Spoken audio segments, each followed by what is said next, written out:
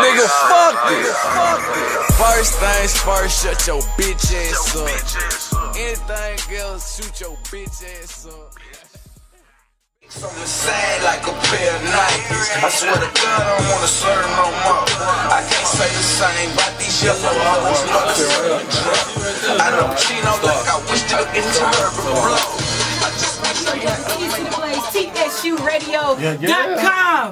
What's up? Turn up. Turn up. It's Lito. Don't look nobody. Oh, everybody. $40 coming. Everybody. That's me grabbing those between fried turkey and cold turkey. Well, you couldn't have one without the other. Right.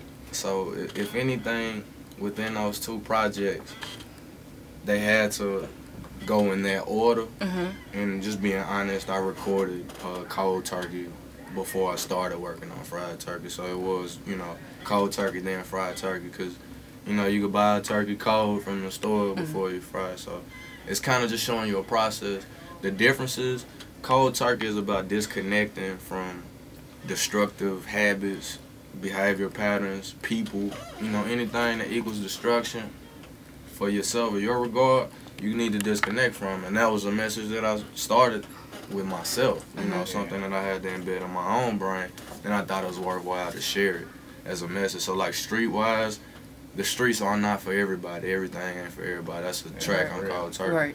And I wanted to, for whatever it's worth, preach that. Like I've been in the streets tough for a long time, taking care of myself. So it's like I understand that. I seen the ups and the downs. I seen people get out of it, get out of the streets, what they was in the streets for. I seen people get trapped. And so I thought it was important to say, you know, if you're just doing something just to say you're doing it, or you just, you know, lost in a cycle or whatever you're doing, then quit, you know. Right.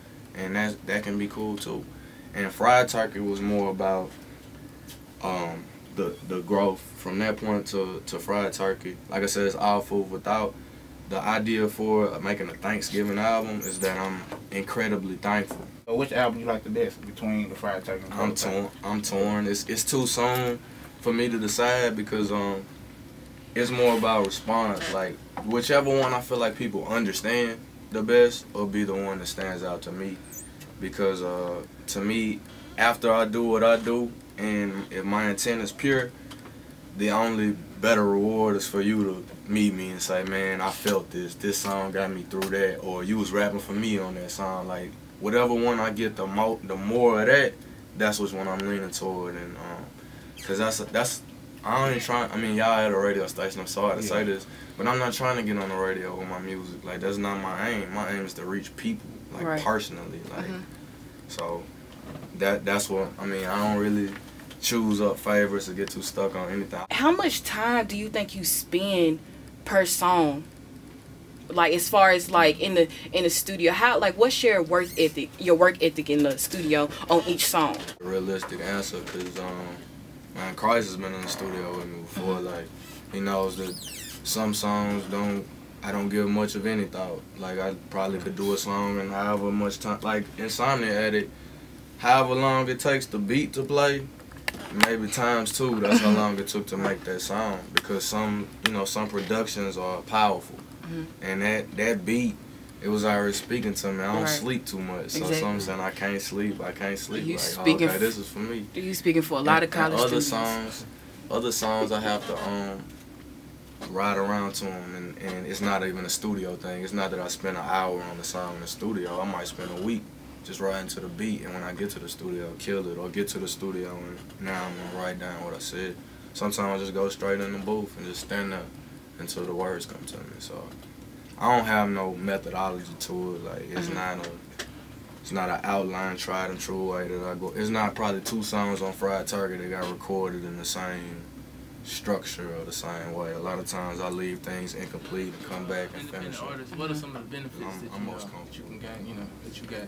I mean, I always been an independent artist, but now that I'm self-sufficient and separate from all of the entities and brandings and all of that, the benefit is obviously like a bigger portion. I mean, that comes with a bigger workload. You know, like, don't get it twisted. People would think like, I mean, anybody can probably go get the distribution deal that I got, but you have to, like, the love is real. Yeah. Like, I ain't had no commercials when I put out Cold Turkey. I just put it out. People bought it. Like, and that's love. You know what I'm saying? I couldn't ask for anything more than that. I ain't gonna lie though, the best mixtape, like, I felt was At War With Myself. That was the mixtape. I was like, man. Man, I'm gonna tell you something real ill. You might know this, you might not. I was about to quit then. Yeah. That mixtape came out like it did because it was like whatever, like I'm done. Like I felt like Ricky Williams of the NFL. I don't know if you're familiar with his story, but he quit right when what people would have considered his prime. Yeah. You know. And at that point it was so much going on elsewhere outside of music, within the music business structure, everything, that I really was like, that was 2011, Red had just got locked up. And I was just like, I don't know if this is even what I want to do anymore. It was like a lot of people showing me their true colors, and it was fake as them $4 bills you was talking about. And I was just dealing with that on so many levels. So At War With Myself was real talk in May of 2011. Those were the songs, the original songs. Those were the songs I felt like were my best songs. I said, Brian, look, Starlito like a skinny version of me, man. Real talk, like, this is me, like, this is me. He got all the money and the girl, but like, that's my guy. Like, I said, man, this man right here to talk about everything he go through, like I'm going through the same thing, but on a smaller scale, though. I was like, man, that's some real stuff, man. It's just life, you know. We just all out here living. Anything else, shoot your bitch ass up. Bet you won't get back up. If so, you shit backed up. Call this shit bad luck.